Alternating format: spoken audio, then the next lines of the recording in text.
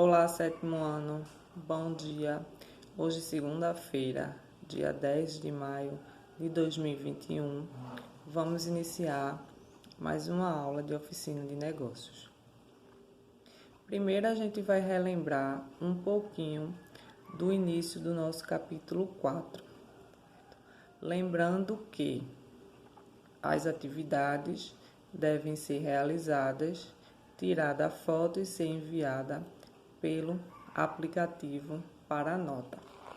Então, a aula anterior, nós falamos um pouco sobre como entender o sistema financeiro.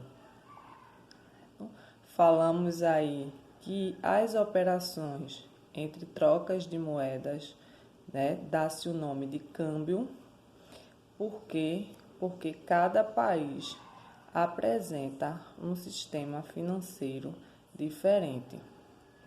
Falamos também que a moeda do nosso país, ela é chamada de real, certo?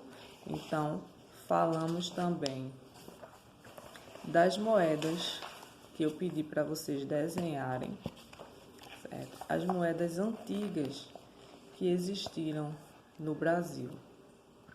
O real, ela só começou em 1º de julho de 1994. Mas antes disso, surgiu o cruzeiro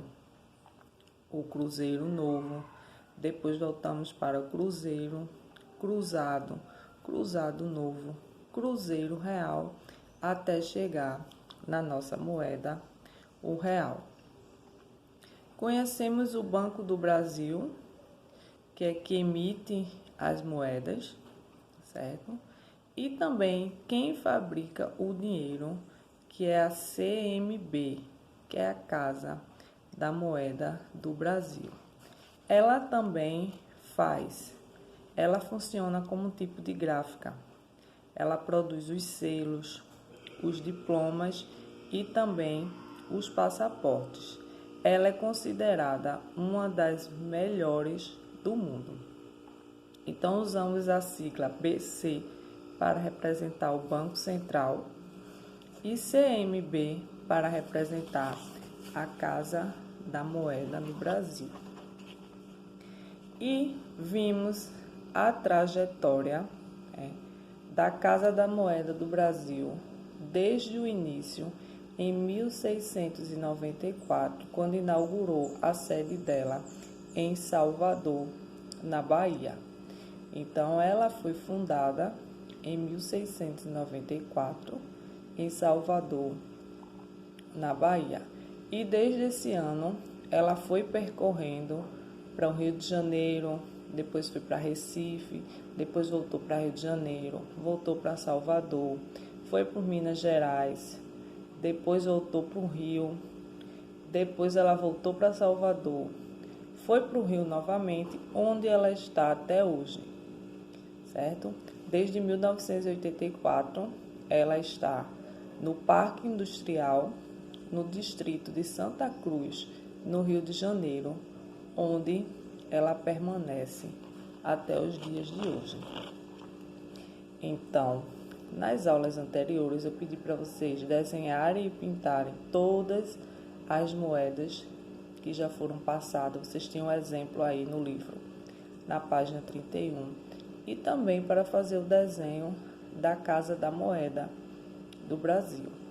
Você poderia ver essa ilustração na internet e fazer ou criar a sua própria Casa da Moeda. Fazer a pesquisa e criar o seu desenho, pintar e enviar foto para a nota. Ainda estou aguardando. Então, nós vimos que anteriormente o dinheiro é o meio que conseguimos realizar trocas para bens e serviço.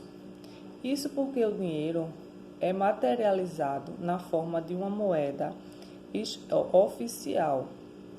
Ela expressa uma medida de valor. Então, por isso, não contamos 5 dinheiros, mas sim 5 reais.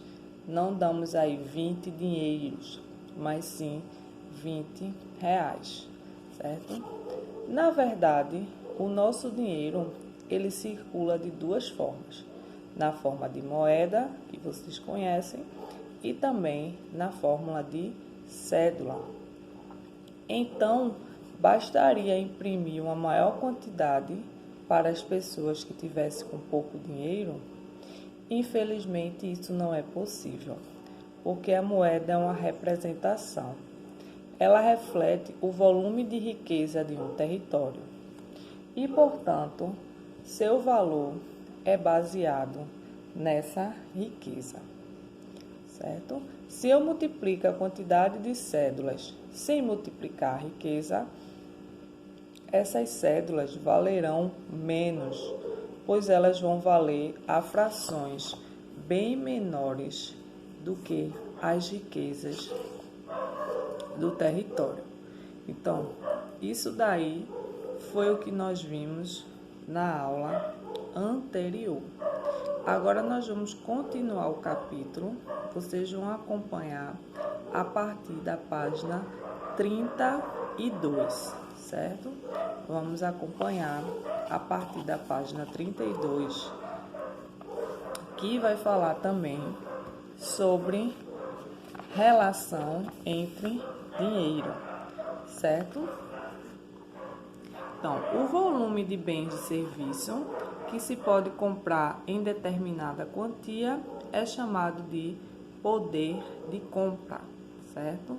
Por isso, você já deve ter ouvido falar que uma quantia equivale a um salário mínimo já teve um maior poder de compra no passado, né? Você já deve ter ouvido falar essa expressão que falamos na última aula. Um exemplo, R$100 antes dava para você comprar muita coisa. Hoje, como está tudo muito alto, a gente não consegue comprar muita coisa. Temos também aí a inflação, que é o aumento generalizado e constante dos preços dos bens e serviços num determinado período. Uma das consequências é fazer com que as pessoas não tenham mais esse poder de compra, certo? Tem muitas pessoas dispostas a gastar dinheiro, os preços dos produtos tendem a ser maiores, certo? Então, para essas situações, como já falamos na aula anterior, temos o credor, né? E o crédito juntamente com os juros. O credor é a pessoa que faz aí o empréstimo desse crédito, né? Que é uma quantia que não lhe pertence. Ela foi emprestada de alguma instituição. E em cima dessa quantia, existe um percentual nesse valor que é chamado de juros, certo? Então, tudo relacionado a crédito, credor, juros e poder de compra está relacionado aí ao sistema financeiro. Certo? Vamos agora abrir o livro na página 33 e ver um pouco sobre a renda do nosso país. Página de número 33. A quantidade de cédulas que circula no país não é arbitrária. Ela depende do volume de riquezas do território. Por isso, precisamos compreender também algumas questões econômicas. O Brasil é um país de grande potencial econômico. Seu território é o quinto maior em extensão do planeta. Por isso, é possível gerar negócios utilizando nossas terras de forma consciente. O nosso país é o maior produtor de grãos do mundo, com projeções de se tornar o maior exportador mundial de alimento do planeta já no ano de 2020. Com a quinta maior população do planeta, com mais de 200 milhões de habitantes, o Brasil também possui um enorme mercado consumidor de produtos nacionais e importados. O Brasil também se posiciona como o maior exportador de carne bovina e frango do mundo. O extenso território brasileiro possibilita variações climáticas, colaborando com o plantio de diferentes culturas. O que contribui para isso é o fato que o país ele é cortado por dois paralelos, a linha do Equador e o Trópico de Capricórnio, projetando vários cenários climáticos e, consequentemente, botânicos. Então, não sei se vocês já estudaram sobre essa parte relacionada ao Brasil, sobre os paralelos, né? A linha do Equador e o Trópico de Capricórnio, fazendo com que o país tenha aí vários climas diferentes que vocês já conhecem. As condições climáticas, certo? Não existem vulcões ativos, nem atividades tectônicas significativas, e reduzido número de catástrofes naturais posicionam o Brasil como um dos mais promissores espaços de investimentos do mundo. O desempenho econômico, todavia, depende de maneira como os recursos são organizados e também cuidados para se extrair o seu potencial. Por isso, esse desempenho está sempre ligado à realidade política. Isso porque há muitos conflitos de interesses entre várias pessoas, né, que querem cuidar, querem ter cada vez mais. Quando esses conflitos não são negociados e não se chega a nenhum acordo, a administração pode ser prejudicada. Isso vai gerar uma crise política e pode ter também uma crise econômica, certo? Se você costuma acompanhar as notícias diariamente, saiba que isso é muito importante para entender melhor a economia do nosso país e a economia do mundo. Então, como é que você acha, vendo todo esse momento que nós estamos vivendo de crise política, econômica, né, isso, crise aí na nossa saúde mundial. Então, como é que você está vendo essa crise no país e no mundo? É isso? Nós temos aí uma crise muito grande na saúde e vocês têm acompanhado isso no dia a dia e estão vendo que isso afeta, certo? De várias formas a muitos países, não só o Brasil, relacionado aí também ao mundo. Então, como atividade de casa de hoje, agora vocês vão pegar o caderno, certo? Vão colocar a atividade de casa, a data de hoje, 10 de maio, questão de número 1. A questão de número 1, vocês vão fazer uma pesquisa, né, sobre o nosso território, né, brasileiro. Então, a página 33, ele fala aí das riquezas do território brasileiro, certo? Só que isso daí é pouco para o que a gente ainda tem. Então, vocês vão na questão 1 fazer uma pesquisa, certo? Essa pesquisa pode ter no mínimo uma folha, no máximo livre, e você também pode copiar, recortar figuras, fazer colagem, ou então fazer desenho e colorir, certo? Essa vai ser a nossa primeira questão. Aí você já deixa aí uma folha para fazer a sua pesquisa. Questão 2. O que você acha sobre essa crise que estamos vivendo mundialmente? Certo? Interrogação. Então, você vai falar aí desse momento que nós estamos vivendo desde 2020 até 2021, que já fez aí mais de um ano, né? Já estamos passando de um ano. Então, essa é a questão de número 2. Você pode deixar aí de 4 a 5 linhas para você dar a sua opinião sobre a crise que nós estamos vivendo, certo? Não só no país, mas no mundo inteiro. Em geografia, vocês já devem ter estudado PIB, Produto Interno Bruto, certo? Esse indicador econômico nos ajuda a identificar alguns aspectos da economia de uma nação.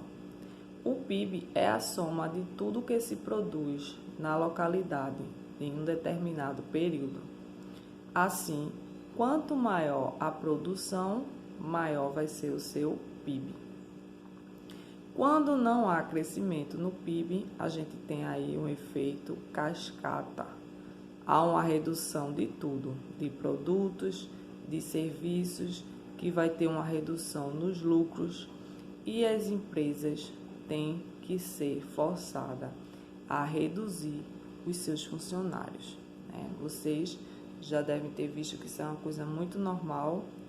As empresas às vezes passam por dificuldade e têm que, infelizmente, demitir alguns funcionários.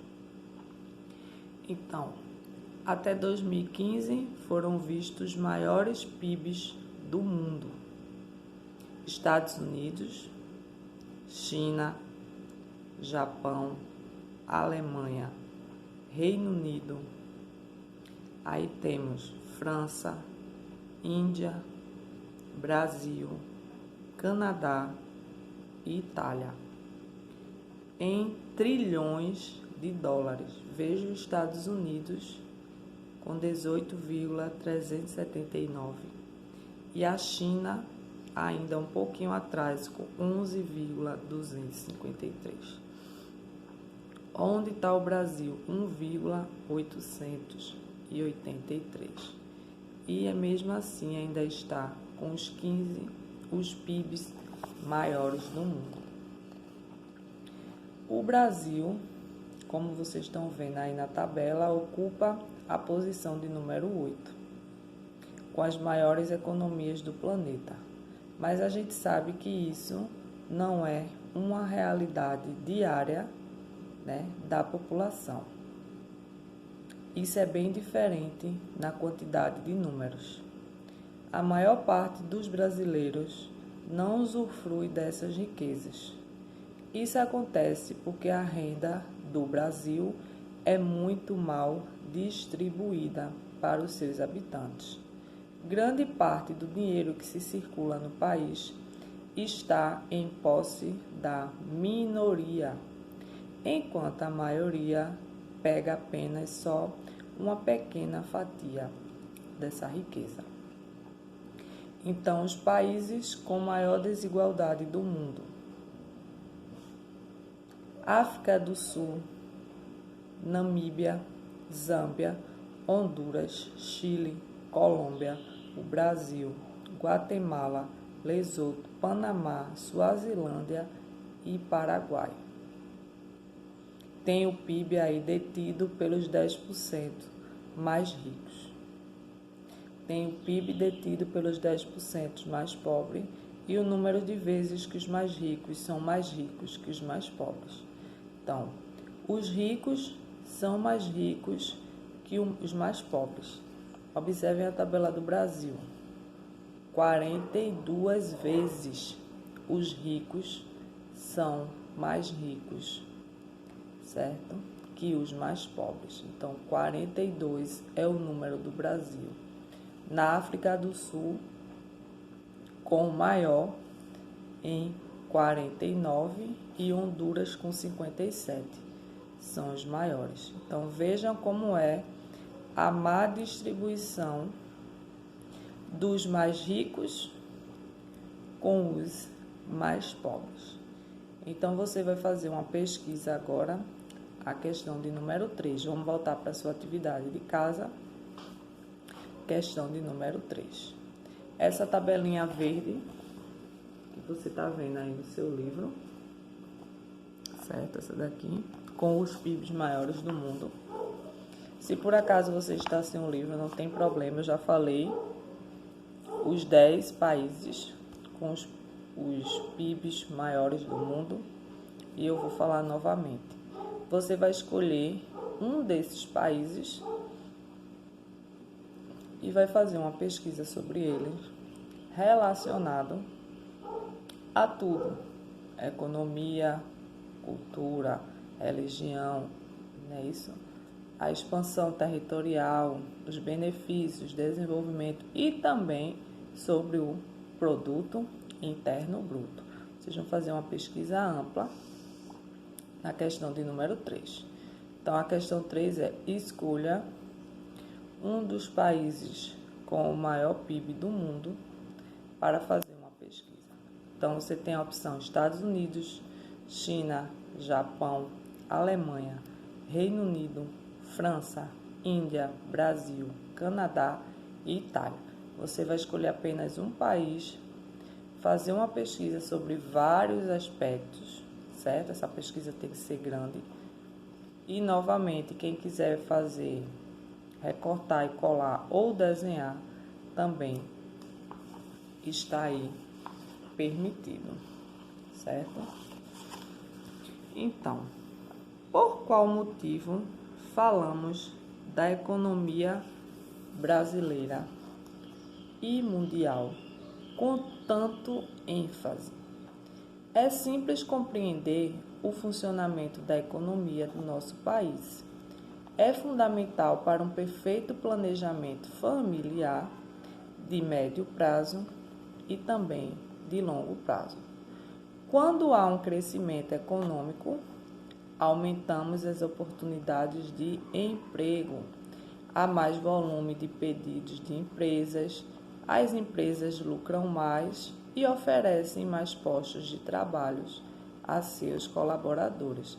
Então, aí vai gerar mais empregos. Esse cenário econômico, quando é favorável, atrai novas empresas que necessitam de mais pessoas para trabalhar e tem aí uma redução no índice de desemprego, certo? Já em uma recessão, ou seja, quando uma nação passa pelo processo oposto àquele de crescimento, a renda da população ela fica totalmente comprometida pelo baixo consumo e provoca demissões no comércio e menos solicitação de produtos e de fabricantes, né? Obrigando aí a demitir alguns para manter os custos. Essa situação prejudica toda a credibilidade nacional, reduzindo os investimentos de empresas estrangeiras que investem aí em determinado país. Agora você talvez perceba que é necessário entender e estar atualizado sobre, não só sobre a economia brasileira, nossa economia brasileira, mas também com a economia mundial. Então, você tem aí a atividade, questão 1, questão 2 e questão 3. Faça uma pesquisa bem elaborada, tire a foto, mande pelo aplicativo, certo? Não deixem para ficar sem a sua pontuação, ok? Então, quem não assistiu à aula anterior, a aula ainda está disponível. Faça uma atividade sobre a Casa da Moeda, sobre as moedas de circulação, certo? Então, hoje é segunda-feira, no nosso sábado, próximo dia 15, vocês vão ter aí o nosso drive-thru para pegarem as avaliações, certo? Então, vamos estar aguardando você lá para buscar as suas avaliações. Mas não deixem de fazer atividade, não deixem de mandar a foto pelo aplicativo. Todas as atividades, tanto de classe como de casa, vale nota, ok? Então, uma excelente semana uma ótima segunda-feira. Boa aula a todos e até a nossa próxima aula.